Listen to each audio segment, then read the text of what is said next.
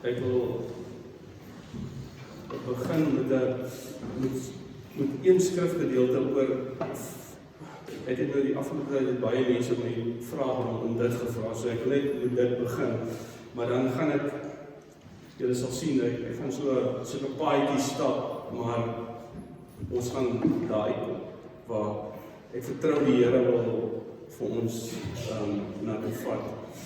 Ek wil begin, en ek gaan nou, Bianca, for you, I'm going to read Portuguese, but English. Ek wil begin met Markus 4, van vers 26 af tot 29.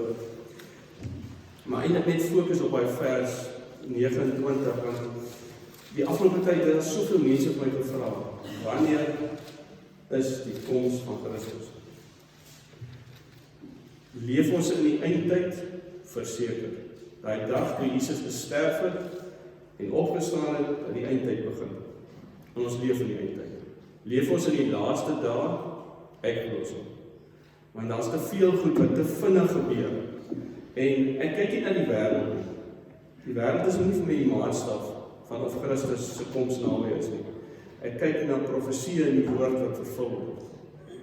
En daar's soveel profesie hierdie afgelope 3 jaar wat in vervulling gekom het, wat amper in 'n lang tyd was daar so, kan 'n mens dit 'n stilte noem van profesie wat vervul is, wat Christus geprofeteer het deur Daniël, klomp profete, Jesaja, maar hy goed gebeur nou baie vinnig. So, ons het in die begin gesing, ek wil gereed wees. Is ons regtig gereed? En ek wil begin met vers 26, hy sê, ek gaan nou in Engels lees in die NIV weergawe, hy sê, he also said, this is what the kingdom of God is like, a man scattering seed on the ground, night and day, whatever it is, as the seed gets up, the seed sprouts and grows, for he does not know how. All by itself, the soil produces grain. First the stalk, then the head, then the full kernel in the head. En ons is nou in die strooptyd, ons is nou die laaste gestraai, as jy koring sien, hy korreltjie, hy gaan dood, en dan begin hy so, dan kom die halmpie op, dan groei hy, en dan kom die aar, as al klaar daar binne, as jy hy halmpie so opsny, as die aar al klaar daar, dan sê al die pytjies is klaar daar, as hy so as hy uitkom, dan kom hy die volle kop. En dan vers 29, dan sê hy, as soon as the grain is ripe, he puts the sickle to it, because the harvest has come. Wat is die antwoord when the crop is ripe?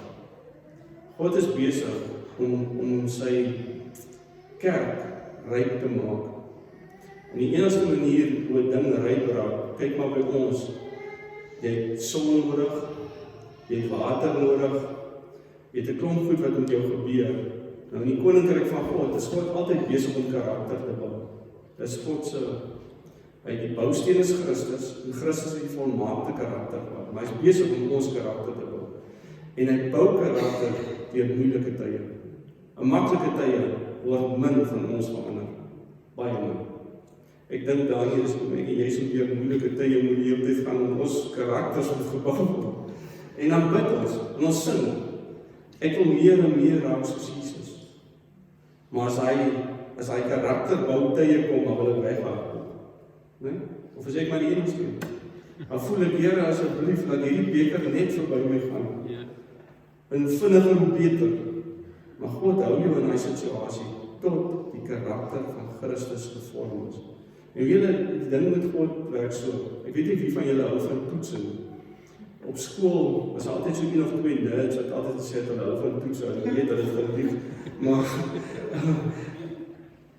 ek hou nooit van 'n toets nie, ek raak so op my senuwees en ek begin dink, en dan begin ek alles te vinnig doen, en dan moet ek eers weer stop, en sê, Johan, fokus op die belangrikste, dis die belangrikste, want niemand vir ons hou van toetsing. Maar by Christus word ons nie deurgesit nie. Ons lewe in ons nou deesdae in 'n skoolsisteem. My vrou gee onderwys. So ek sien maar hoe baie aanpassings word daar gemaak, want ons met die bloetjies moet tog net nie vuil nie.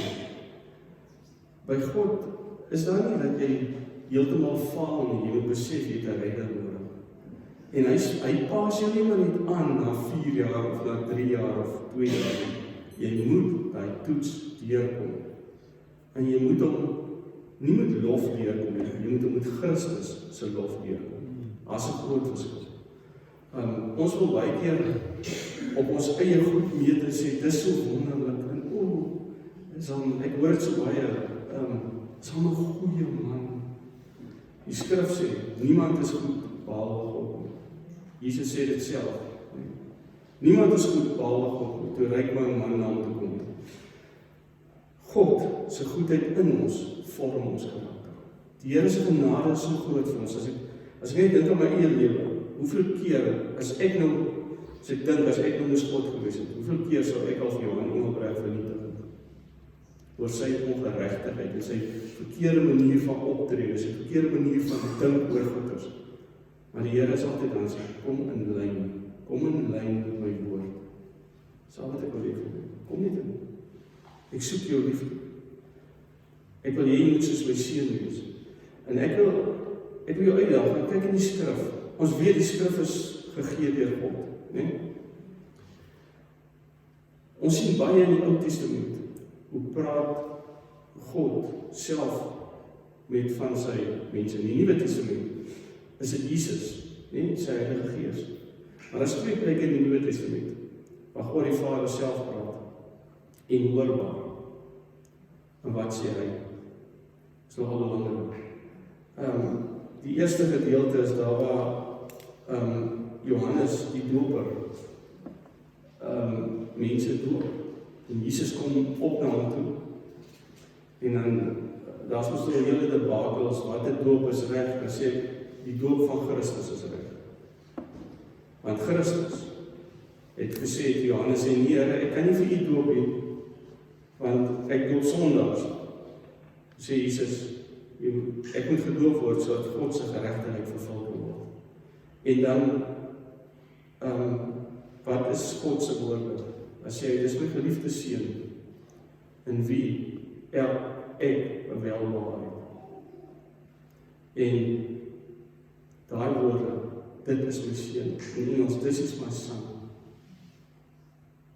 In whom I please. God kyk na sy seun. Op die berg van verheerliking, Mount of Transformation, né, is Peter en John is daar so nie, Petrus en Johannes. En God manifesteer Moses en hulle kom saam met Jesus daar en God sê die volgende woorde, dit is my seun. Weer seun. So in iemand se lewe, dan vra hy, wat moet ek doen? Hoe moet ek verander? Dan sê hy, jy moet, in Engels is dit so mooi, you must be obsessed with the Son. Jy moet 'n obsessie hê vir Christus, want dis God se obsessie. God het 'n obsessie met Christus. Hy is so lief vir sy seun, en hoe meer ek op die seun fokus, hoe meer groei ek in Vader. Fokus op Jesus. En daar's baie goeders wat sê, maar ons moet dit probeer, of ons moet dit probeer, of ons moet so maak, ons moet hierdie kursus doen, of ons moet dit doen. Fokus op die seun, want dis wat God se fokus is. En in Jesaja 42 vers 1, Jesaja 42 vers 1, is daar profesie. Hy sê, behold my servant, en dis 'n servant met 'n hoofletter, so dis Jesus, who I uphold, my chosen one, in whom my soul delights. I have put my spirit upon him, he will bring forth justice to the nations. En Jesus herhaal hierdie gedeelte in Matteus 21, in whom I delights. In wie delight jy? Waarin lê jou delight? God die Vader se delight is in sy seun.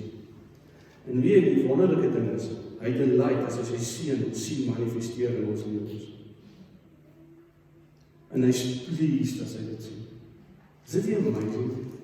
So ek lees net weer hierdie skrifte die naweek is, as die Vader na my kyk, hy sien hy sy seun, en hy is well pleased. En dan, as ek na myself kyk, dan wil ek eers na my foto kyk. Is dit nie so? Ons fokus baie gauw op ons foto. Ja, maar jy moes dit gedoen, jy moes dit gedoen. Ons moet kyk, soos Jesus na ons kyk. Weer as ek bid, of as jy bid, en Christus is in jou lewe, ons Vader wel pleased met ons gebed, want is Christus wat bid. In my en deur my. Ons dink baie keer verhef ons onsself so, en dit was eers, maar ek het dan nog gebid vir dit, of ek het gebid vir dit. Nie een van ons, wat hier so sit, of ek wat hier staan, wat gered is gered, sonder dat iemand nie van ons gebid het. Ons gaan eendag voor die troon staan, en jy sien, God kies om saam met mense te red. Dit blow my mind, want hy het engele, en hy het legioene daarvan, wat heilig is. Hy kon hulle gestuur het, en gesê, of vertel die mense van, en hoe gebruik hy vir ons? Ons wat vol foute is, ons wat nie altyd lief het, soos ons moet lief het, nie altyd vir regverdigheid, opstaan en geregtigheid, soos ons moet nie. Hy gebruik vir ons stikkende seer mense. En ek dink, wanneer 'n gewonde soldaat van God bid na hom toe en sê, Here, as al soveel noks wat ek gevat het in hierdie oorlog, dan sit ek wel pleasing vir God. Want hy, eendag, wil ek hy woorde hoor, kom binne, goeie getroue diensknegt. Jy het die pad gestaan, wat behaaglik was vir my. Well pleasing. Ons kan nie God please deur enigiets wat ons doen. Ons kan God net please deur vir Christus aan te bring. En te sê, Here, ek bly in U. En God se hart is ook om mense aan te raak. En Jesus, een van die wonderlikste dinge vir my, van Jesus aan die kruis hang, net voordat hy sê, dit is volbring. Dan sê Jesus, sy Vader vergeef hulle, want hulle weet nie wat hulle doen. Hy is 'n intercessor. Hy tree in vir onregverdige mense.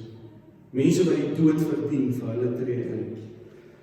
En dit is vir my baie keer moeilik, want baie keer voel ek om Here, kruin hulle dan op.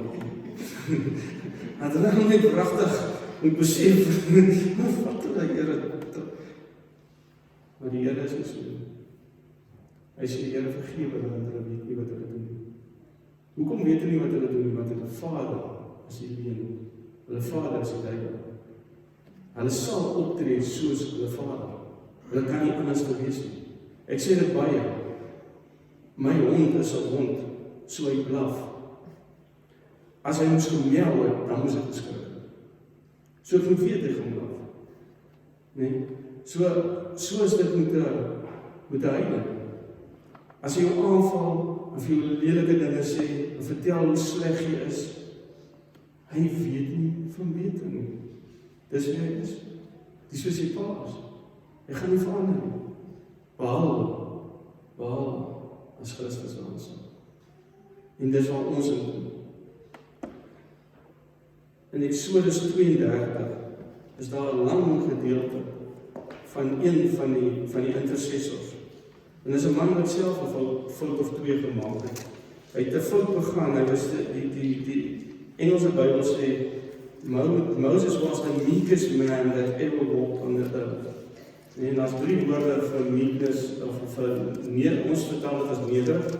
In Afrikaans is 3 woorde. In Engels meek, lowly en humble. In Grieks is daar 5 woorde vir nederig. Ons vertaal dit net as nederig. Hy was sagmoedig. Nee. Maar hy raak kwaad en hy slaan die klip. En die Here sê, jy sal nie die belofte land ingaan. Jy sal dit sien, jy sal nie ingaan. En wat het gebeur? Die Here het hom op die berg gesit, hy kon dit sien, maar hy kon self nie ingaan. En hierso in Eksodus 23 is hy op die berg. En Aaron is die leviet, hy is die priester, die leviete is daar, hulle moet lof bring, Aaron is die priester, hulle moet God eer. Moses bly 'n bietjie lank na hulle sin weg, wat maak hulle? 'n kalf. En dan Aaron kom met die swakste verskoning ooit. Ek weet nie of julle dit al gelees het nie, maar hy sê net, the people brought their jewelry and they threw it into the furnace and made a calf. Hy sê nie, Moses, ek is jammer dat ons 'n kalf gemaak het, dis sy verskoning. Ja, hulle het die juwele gebring, Moses, en toe gooi ek dit daar so en toe maak ons 'n kalf. En Moses raak verskriklik kwaad. Maar Moses doen 'n baie belangrike ding. Hy gaan weer op die berg en hy gaan smeek God om die volk te vergewe. En hy doen dit nie net hier nie. Net 'n bietjie verder in Eksodus doen hy dit weer. Hy gaan smeek hy weer, sê Here, asseblief moet hom nie vernietig nie. Die Here gee vir hom 'n kans, hy sê, jy en jou vrou. Sê Here, nee, ek en die volk. En dan sien jy, dan wil mense amper half sê, maar God sê vir my, ek moet hulle doodmaak, want die geregtigheid moet vervul word. En dan kom Moses en Moses smeek en God sê, okay, ek vergewe, bring 'n offer, en hy stuur die leviete, hy sê vir hulle, vat vir julle swaarde, en die wat nie saam met wil kom het om die offers te bring nie, verloor, tel uit. En dan mense kan amper dink, maar, joh, is die Here dan so liefdeloos? Maar wie het in Moses se hart gesit om te begin bid vir hulle? God. God se hart is nie om te verdeel en te vernietig nie. God se hart is eers om te red. Ek wil julle met daai hele Eksodus 23 gaan lees vir die huis. En dan kyk jy, hoe is God se hart? Hoe is God se hart die hele tyd? Hy sê, kom na my toe. Jesus sê, almal wat moeg en belaai is, kom na my toe. Wat maak ons in die wêreld? Ons maak ons eie plannetjies. Ek sal so maak. As ek dit doen, sal dit gebeur. As ek dit doen, sal dit gebeur. En baie keer ons die Here gebruik net vir sy blessings. Ek baie keer as ek kyk charismatiese kerke hou van blessing, want dit is die eerste ding wat hulle uitroep is blessing, en dis reg. Ons is gebless deur Christus. En lees ek altyd vir hulle daai saligsprekings. Spreking en sê, wil julle geseënd wees? Ja. Geseënd is die wat vervolg word. Die besieldes, ja, maar nie. Geseënd is jy as jou naam weggegooi word, soos iets wat sleg is. En dis hy gedeelte in Lukas. Ja, ek wil die blessing hê, maar not blessed when you are persecuted. Ek wil die gewone blessings hê, ek wil die nice blessings hê. Ek wil die wonderlikheid hê. Maar nie daar is wat gaan intree vir ander mense nie. Gaan dink aan Abraham, gaan net 'n bietjie terug. Abraham met Sodom en Gomorra, dit is 'n vieslike stad. Ek bedoel, gaan lees net daar. Die engele wat kom om vir Lot uit te haal. Die man sê, maar ons wil seks hê met hom. Dat noem 'n verkeerde ding, dit het gebeur.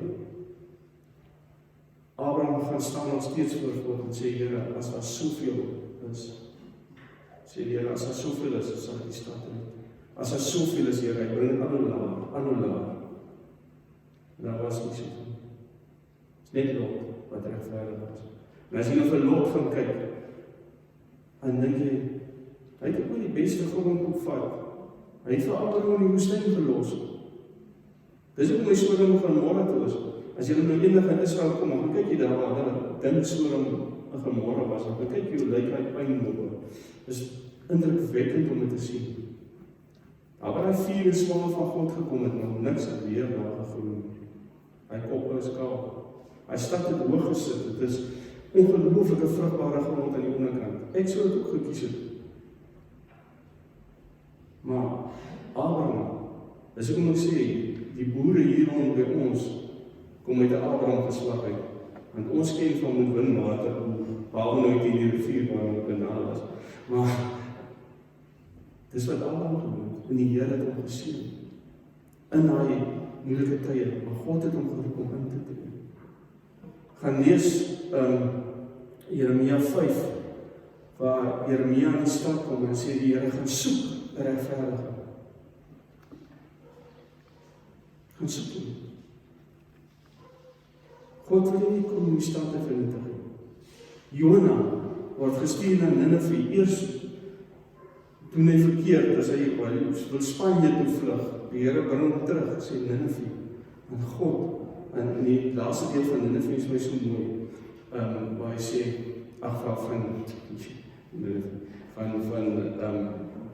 van Jona, waar hy sê, en moet ek hierdie stad met al sy vee en mense vernietig. God is passievol oor sy skepping. Hy is lief vir mense. Maar hy is lief vir diere. Dis hoekom ek nie kan verstaan dat iemand wat gered is, nie van diere kan hou nie. God se hart is, ek wil lewe bewaar. Ek wil afsluit met 'n gedeelte in Kolossense. Ek wil Kolossense 1 vers 24. Ek wil in Engels lees sê, now I rejoice in what I am suffering for you. Now I rejoice for what I am suffering for you, and I lift up in my flesh what is still lacking in regards to Christ's afflictions.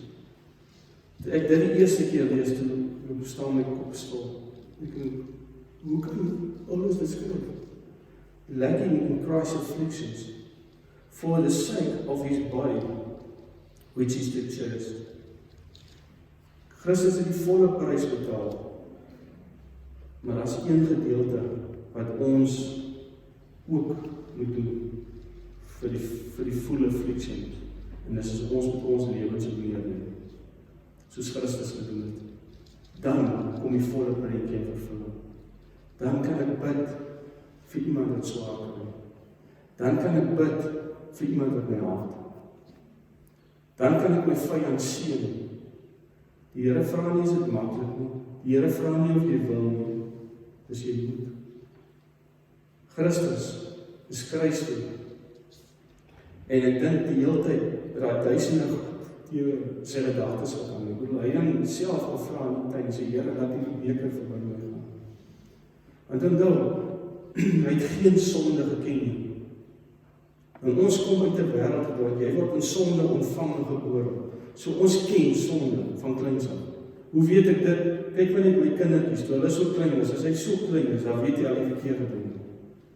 Laat staan hom by tafel met goeders op, eerste ding is hy wil aftrek. As jy nee, dan kyk hy vir jou.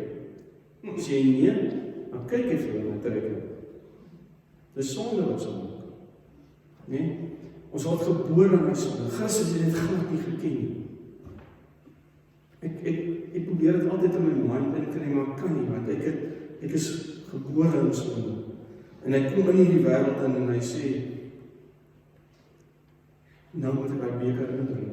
Ek moet nou sonde indrink. Ek moet Johan se sonde, ek moet Dani se sonde, ek moet Albert se sonde, die hele wêreld se sonde moet ek nou indrink.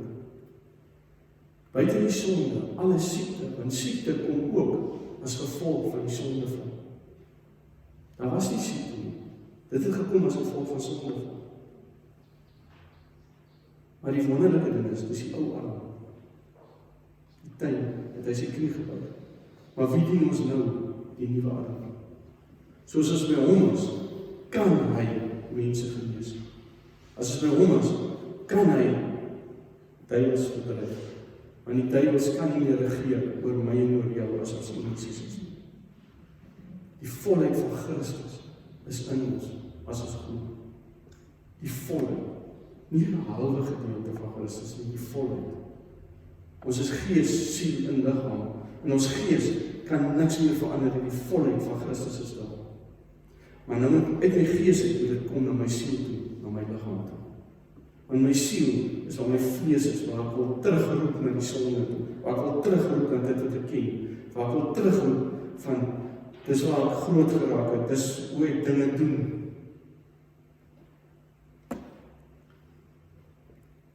En ek dink, die belangrikste ding is, die Here roep vir ons, om daarmee afsluit, roep vir ons, om in te tree vir ander mense. Om in te tree van vir die wat ons haat. Hy wil nie hê ons moet respond op hulle sonde nie. Hy wil hê ons moet respond soos Christus. Dit beteken nie, ons kan mense wat toelaat en dat maak wat hulle wil nie. Maar dit beteken, ons moet vir hulle intree. Sê Here, net U alleen kan hulle oopmaak. Jy kan nie iemand oortuig met jou verstand om Christus te volg nie. Jy kan hom vergeet. Jy kan hom bang maak, om stories vertel van mooi goeders lees in die Bybel, maar net die Gees van God kan hy oortuig van sonde geregtigheid. Net die Gees van God kan iemand trek na hom toe. En ek wil weer teruggaan na Johannes die Doper toe en na die transfiguration op die berg. This is my son. As God die Vader na jou kyk en jy het Christus deel gemaak van jou lewe, dan sien hy nie vir Johan nie, hy sien, this is my son. Hy sien nie vir ander kind, hy sien, this is my son. En as 'n mens dit besef, af alle klomp goed so net so van mens af. En 'n mens besef, it's all about Jesus. It's not about me. It's not about what I have done. It's about what He has done. Vader, ons loof U vir wat U vir ons gedoen het, Here. Hy dag toe Adam sy knie buig voor die sonde, het U al reeds die aanbod vir ons. U het reeds toe al beplan. Here, en dit het 'n lang tyd geneem, maar U het getrou gebly. Here, U het nooit U volk versaak nie. U het hulle altyd na U toe geroep.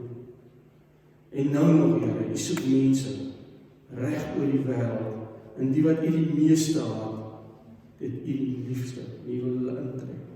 En Here, ek wil bid vir elke mens wat nog nie geproe het die heerlikheid van die Here nie, wat nog nie U seën aangegryp het nie. En Vader, ek wil bid dat U hulle sal inbring in die koninkryk.